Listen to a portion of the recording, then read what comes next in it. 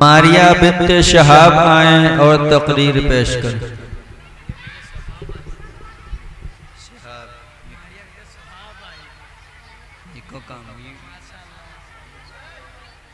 السلام علیکم۔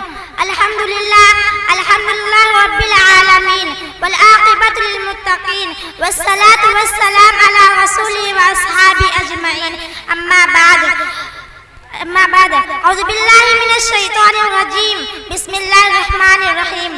لقد کان لکم فی رسول اللہ اسوۃ حسنہ۔ محترم سامعین اکرام، اللہ رب العزت نے اس عالم میں بہت ساری چیزیں پیدا کی اور ان میں اشرف المخلوقات حضرت انسان کو بنایا، اور انسانوں میں سب سے اشرف حضرت انبیاء اکرام کو بنایا، اور انبیاء میں سب سے افضل حضرت محمد مصطفیٰ صلی اللہ علیہ وسلم کو بنایا۔ آپ صلی اللہ علیہ وسلم تمام انسانوں کے لیے رہبر ہیں، اور آپ صلی اللہ علیہ وسلم تمام انسانوں کے لیے نمونہ ہے۔ آپ صلی اللہ علیہ وسلم کے اخلاق ایسے ہیں کہ ہر کوئی آپ فرشتہ ہو جاتا ہے، حتیٰ کہ انگریز کہتے ہیں کہ محمد صلی اللہ علیہ وسلم جیسا اس دنیا میں کوئی نہیں، اور محمد صلی اللہ علیہ وسلم کے پاس جو چیز ہے وہ کسی کے پاس نہیں۔ تو دوستو، حضور صلی اللہ علیہ وسلم کی سیرت کا مطالعہ کرو اور اس کو پھیلاؤ اور اس پر چلو۔ محترم حضرات، آپ صلی اللہ علیہ وسلم کی سیرت اخلاق کہاں تک بیان کی جائے؟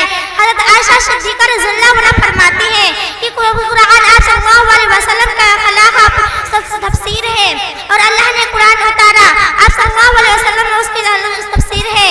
ایک مرتبہ آپ کسی غزوہ سے واپس لوٹ رہے تھے، اتنے میں ایک دشمن آیا، آپ صلی اللہ علیہ وسلم کی تلوار جو درخت پر لٹکی ہوئی تھی، آپ صلی اللہ علیہ وسلم جو تلوار درخت پر لٹکی ہوئی تھی لے کر کھڑا ہو گیا، کہا آج محمد کو قتل کرنے کا اچھا موقع ہے۔ آپ صلی اللہ علیہ وسلم بیدار ہوئے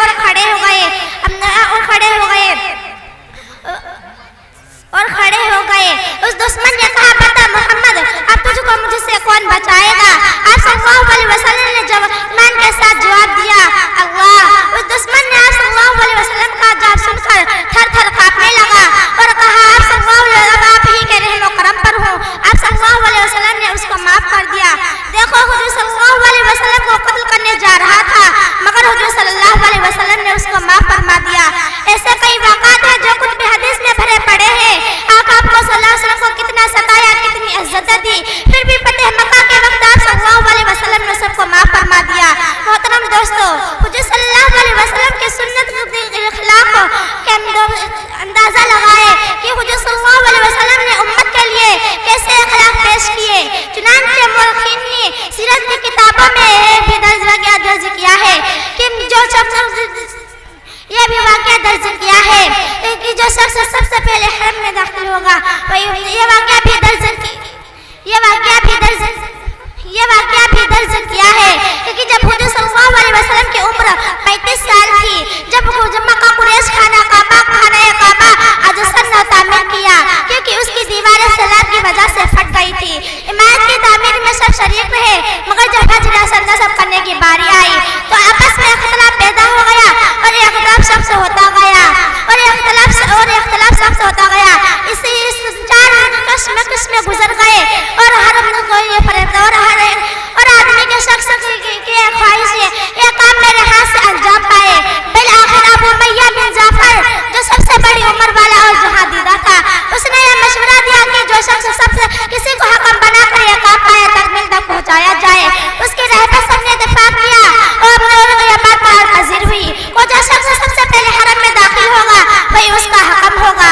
اگلے روز سب سے پہلے آنے والے شخص نبی کریم صلی اللہ علیہ وسلم ہی تھے۔ جب صلی اللہ علیہ وسلم کو قریش نے خانہ کعبہ کے دروازہ پر پایا تو حضرت امیر غجینہ کی نظر لگا دیے، یہ امین ہے، ہم کے فیصلے پر راضی ہیں۔ اللہ تعالیٰ ہم سب کو صلی اللہ علیہ وسلم کے اخلاق سرز کے مطابق زندگی گزارنے کی توفیق عطا فرمائے، آمین۔ واخر دعوانا الحمدللہ رب العالمین۔ السلام علیکم۔